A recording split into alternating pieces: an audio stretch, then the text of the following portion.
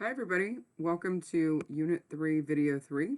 If you do not have your notes out, please go ahead and get them out now. All right, so what we're talking about today is we're looking at, I can factor quadratic polynomials. And so this one, factoring a squared plus b squared, a squared plus b x plus c, where a equals 1. All right, so when you have something like this, you want to go ahead and say, you want to do your two parentheses and say, okay, I know the square root of y squared is going to give me y and y. And then we're looking at this last term here, and 13 is prime. So its only factors are 1 and 13. So you're trying to figure out which combination is going to give you a negative in the middle, but a positive at the end. And we know a negative times a negative is going to give us a positive. And you can check this. Y times y is y squared. In the middle here, you'd get negative 1y. Here you'd get a negative 13y. So if you added those together, you have negative 14y, and 1 times negative 13 would give you a positive 13. So this is your factored form. All right, so when we come over to this one here, we have, again, we can start off with x and x. But in this case, negative 28y squared, 28 isn't prime, so you have to figure out what factors of 28 are going to add to a negative 3 in the middle, but multiply to a negative 28. And so you want to go through your list of factors, 1 and 28, 2 and 14, all the way through. So the one that we get here is going to be a 7y and a 4y. So, but we need it to be a negative 3 and a negative 28. So if I make this a negative 7 and a positive 4, then that would add to a negative 3xy, and negative 7y times 4y would give me a negative 28y squared. Okay, so now these ones are where ax squared plus bx plus c, where a is greater than 1. So now it's a coefficient greater than 1. So again, when I have something like this, where I have 3z squared and 1, I'm going to go straight to my factor, or to my parentheses, because 3z squared, 3 only has the factor of 3 and 1. So those are my only choices for the first spot. The 1 also, this is prime, so it only has 1 and 1 as a choice. So then I'm trying to say, okay, there's a positive in the middle and a positive at the end. So that means in order to get that, they would both have to be positive. And you could check it again. This would give you 1z, this would give you 3z. Together that would add to 4z, and 1 times 1 is 1. All right, so if we go over here to our next problem, I'm going to start with my two parentheses. And here, I'm going to start with this back here. 1 is prime, so I know its only factors are 1 and 1. But here, 6c squared, I have a couple choices. I could say 6 and 1 or 2 and 3. But I need to get this negative and 5c in the middle. So you want to think what combination is going to multiply to, or add to a negative 5, but multiply to a 6 right here, a positive 6. So that combination would be 2c and 3c. All right, and since they need to be negative here but positive at the end, I'd have negative and negative. So if I checked it, 2c times 3c is 6c squared. Negative 3c would be right here, negative 3c. Here I'd get a negative 2c. Those together would add to negative 5c, and negative 1 times negative 1 is a positive 1. Okay, so these two, they haven't had a whole lot of factors involved. 3 is prime, 1 is prime. Here, 1 is prime, and 6 is only has a couple of factors. But when you get to something like this, where you have more numbers like 2, negative 8, there could be more combinations. So you want to use one of your methods. And the method that we're going to use today is called factor by grouping. There's other methods out there, but I'm going to show you factor by grouping. Okay, so what you do is you make this x. Some people call it diamond, like a diamond method, but I'm just going to call it an x. So you want to multiply a and c. So remember, a is the coefficient of x squared, c is the constant. So we're going to say 2 times negative 18, which is going to give us a negative 36. We're going to put that on the top here. Then we're going to take our middle term and put it on the bottom. Then you need to think to yourself, what are the factors of negative 36 that multiply to negative 36 but add to 9. And so those factors are 12 and negative 3. So with factor by grouping, what you're trying to do is you need to expand. The first step is you want to expand this trinomial right here. So since you have your middle term of 9n, and we said 12 and negative 3 would add to 9n, we're going to switch those. We're going to replace them or substitute them in. So I'm going to expand this. So I'm going to rewrite it. 2n squared plus 12n minus 3n minus 18. So all I did was I expanded it. I replaced, because 12 minus 3 would get me, 12n minus 3n would give me 9n. Then, remember, it's called factor by grouping. So I'm going to group the first two together and the second two together. Okay, but I'm not done. Now that I've grouped it, I need to, factor out the GCFs. So between 2n squared plus 12n, my GCF is 2n. Remember, your factoring is like dividing. So if you want to say, okay, divided by 2n and then simplify, you can. So when I simplify this first term, I'm left with n. When I simplify the second term, I'm left with a positive 6. All right, the next thing here is to factor out the greatest common factor. And this first term here in this set of parentheses can never be negative. So if it's negative, you want to factor that out. So the greatest common factor here is a negative 3. All right, so when I take out the negative 3, I'm left with n plus 6. Okay, so now hopefully you noticed what you have in the parentheses is the same thing. And that's always going to be true. If you factor it and they're not the same thing, you've done something wrong. You want to check your factors again. All right, so our last step here is we take the GCFs and we put them in one set of parentheses. So we take these and put them together. So we say 2n minus 3. And then we take these, one of them, because they're the exact same. So we're going to move one of them, n plus 6. And then this is our factored form. And you could go back and check it. You could say 2n times n is n squared. In the middle here, this would give me a negative 3n. This outside terms would give me a 12n. Those together would add to a 9n. And negative 3 times 6 is a negative 18. All right. So let's go to the next one. So this one here, it does have a coefficient of 1. But we can go ahead and try if you wanted to make your x here and say, okay, factors of, it has to multiply. So 1 times negative 12 is negative 12, and it adds to 8. So you want to go through your list and say, what are the factors of negative 12 that add to negative 8? Well, negative 6 and negative 2 would add to negative 8, but they wouldn't multiply to negative 12. They would multiply to a positive 12. So in this case, there are no factors. So if it doesn't work, you put prime. All right. Okay, so let's go to, and this can happen. You can have something that's prime. So again, if none of the factors work, write prime.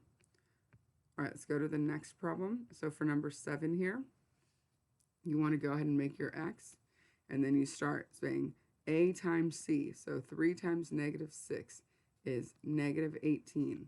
And then the middle term goes at the bottom, so negative 7. So you're saying what factors of negative 18 add to negative 7? And so those factors would be negative 9 and a positive 2. They would multiply to negative 18 and they'd add to negative 7. So then, again, the next part is to expand the middle term. So you're rewriting the trinomial. You're expanding this out. So we have 3x squared minus 9x plus 2x minus 6. Okay, so then grouping. It's called factor by grouping. So you group the first two together, group the last two together. Then you factor out GCFs. So the GCF between 3x squared and negative 9x is a 3x. So you want to say factor out the 3x. So you're left with x minus 3. In the second two terms here, the GCF here is 2. So you're going to factor out the 2. So you're taking out a positive 2. So when you factor, you're left with x minus 3. Remember, these two have to be the same. If they're not the same, you're doing it wrong. Okay, so they're the same, so we know we're on the right track. So then we bring the GCFs and put them in one parentheses, 3x plus 2. Since these are the same, you bring one of them down, x minus 3. And there's your answer. And again, you could always check your work, distribute back, and you could check. All right, so I want you to pause the video and try to do 8, 9, and 10. Okay, so let's go ahead and take a look at how you did. So for number 8, what we have here is the middle term was -7, and 6 times -3 is -18. So the factors were -9, +2. And remember, in this case, you're writing the middle term, there's an x and a y. So you have to include both the x and the y. So then when you factored out your GCF in the first set, it was 3x. In the second set, it was y. So then when I put together my final answer, it should look like this. 3x plus y times 2x minus 3y. All right.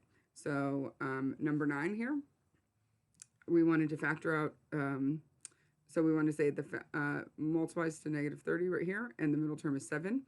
So 10 and -3. And again, this middle term had two variables, so you want to say 10hk minus 3hk.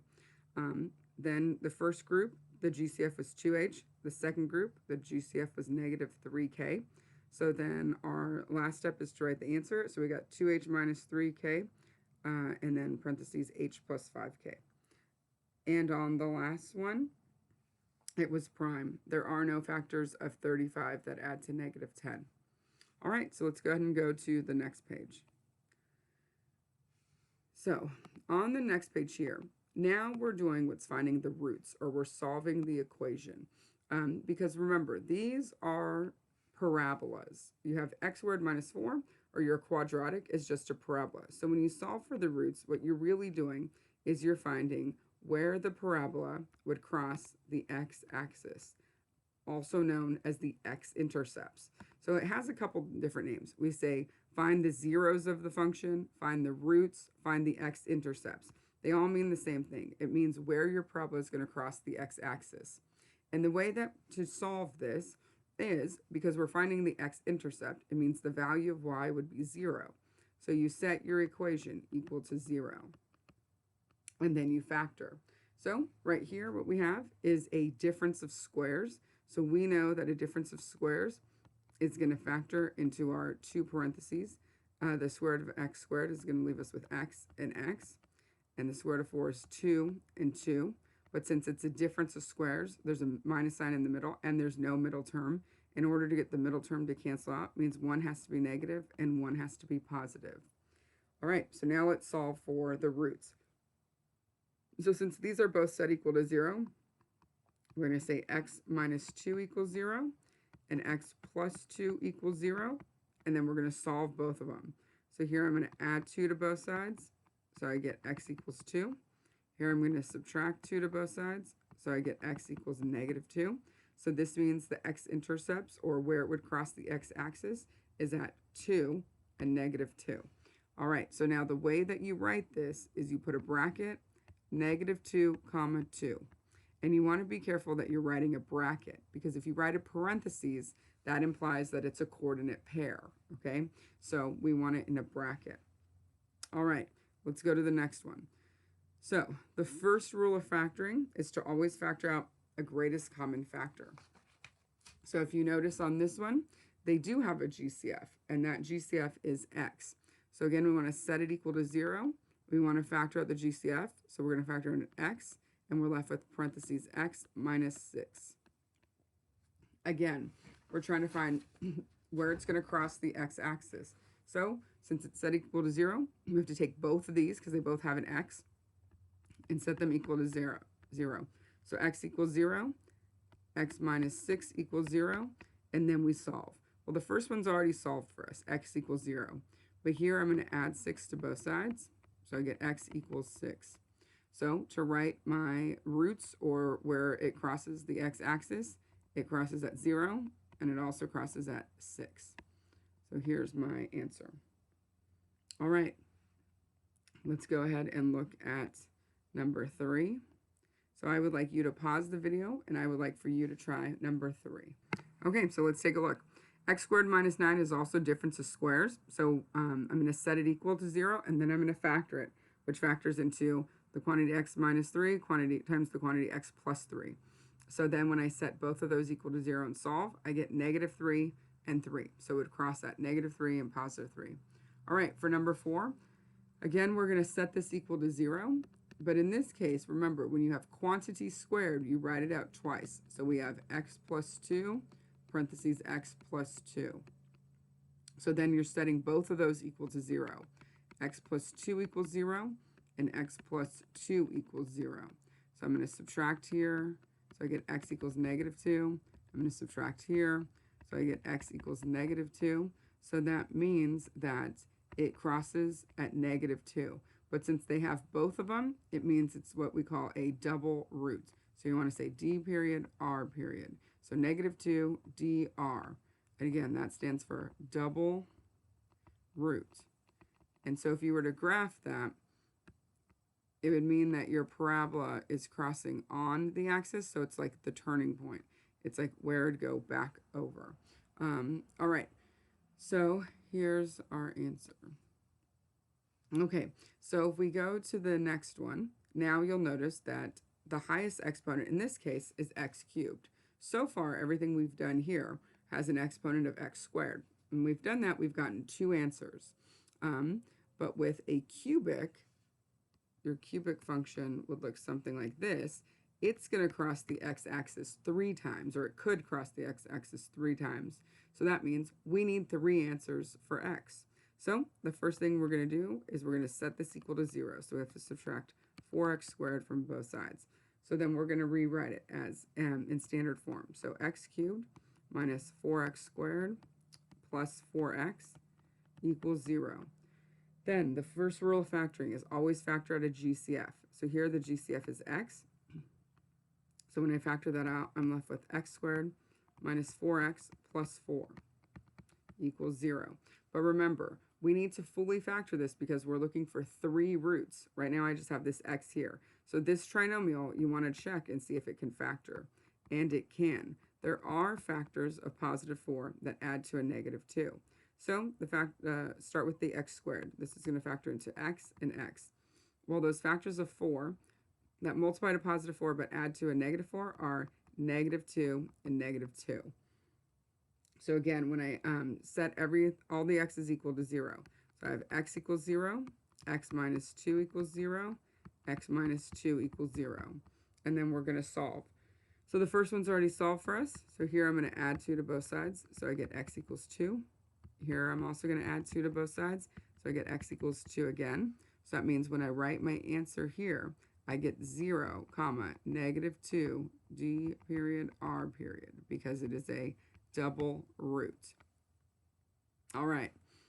So for the next one, number 6, you could distribute combined log-like terms and factor, but this one is already kind of set up for us. So we want to set this equal to 0. And since we know that this 3x here, when we multiply, you always want the x to come first in your set of parentheses, I'm going to subtract 4, parentheses, x plus 1 from both sides, okay? So when I do that, I get this, 3x, parentheses, x plus 1, minus 4, parentheses, x plus 1, equals 0. And now it's already happens to be in my grouping form. They already did it for me. Look, x plus 1 and x plus 1 are the same. So that means these two would have been the GCFs. So I can go straight to 3x minus 4 and x plus 1. So this would be my factored form. So then I can set both of these equal to 0. 3x minus 4 equals 0. X plus 1 equals 0. And I can solve. So here I'm going to add 4 to both sides. So I get 3x equals 4. I'm going to divide each side by 3. So I get x equals 4 over 3. Here I'm going to subtract 1 from both sides. So I get x equals -1. And so even though this is an improper fraction, it could still be graphed on a number line at 1 1/3. So don't let the fraction, don't let you think that it can't be an answer, okay? So our two solutions for x, or the x-intercepts, would be -1, and it would also cross at 4/3, which would be 1 1/3. All right. So this next one here, we said that the highest exponent is going to determine how many roots it has. So if you look at this one, the highest exponent is x to the 6th. So this means that I'm going to have 6 answers, or 6 answers for x. It's going to cross 6 times. All right, so first set it equal to 0. So subtract 10x to the 4th. So I get x to the 6th minus 10x to the 4th plus 9x squared equals 0. Factor out the GCFs, which is x squared here. So this leaves me with x to the 4th minus 10x squared plus 9. Then we know it needs to factor some more because I need 6 roots. So I say, what are the factors of 9 that add to a negative 10? And there are some. So here, x to the 4th, I'm going to start by breaking it into x squared and x squared. The factors of 9 that add to negative 10 are a negative 9 and a negative 1. All right. Then we have to say, is this fully factored? And it's not. It's not fully factored yet. Right here, x squared minus 9, that is a difference of squares. So remember, I can factor that into x minus 3, x plus 3. Same thing with x squared minus 1. That's also a difference of squares. So that's going to factor into x minus 1, x plus 1. And so now these are set equal to 0. So I need to say x squared equals 0, x minus 3 equals 0, x plus 3 equals 0, x minus 1 equals 0, and x plus 1 equals 0.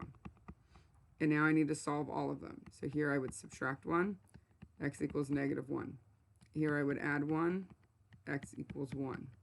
Here I would subtract 3, x equals negative 3. Here I'm going to add 3, x equals 3. Okay, so at this point I have 1, 2, 3, 4 answers. But we said that x to the 6th meant that I have to have 6 values for x. So what you need to think about right here is x squared equals 0. Well, remember, x squared equals 0 is the same as saying x times x equals 0. So in order to make this a true statement, this would have to be a 0 times 0 would equal 0. So that means x is equal to 0 twice, which we call a double root. So I have to put it in order. So I say least to greatest. So negative 3, negative 1, 0, double root, comma 1, comma 3. All right, so then there's my 6 roots. 1, 2, 3, 4, 5, 6. Okay, for the last one here, you want to go ahead and start by getting rid of all the fractions. So remember, to do that, you multiply the numerator by whatever the common denominator is, and you do it to both sides. So between 6, 2, and 3, it's going to be 6. All right, so I want you to try this and then see and factor it and see what you get for the roots. Okay, so let's see how you did. So once we distributed and simplified, we should have gotten x squared plus 3x minus 4 equals 0.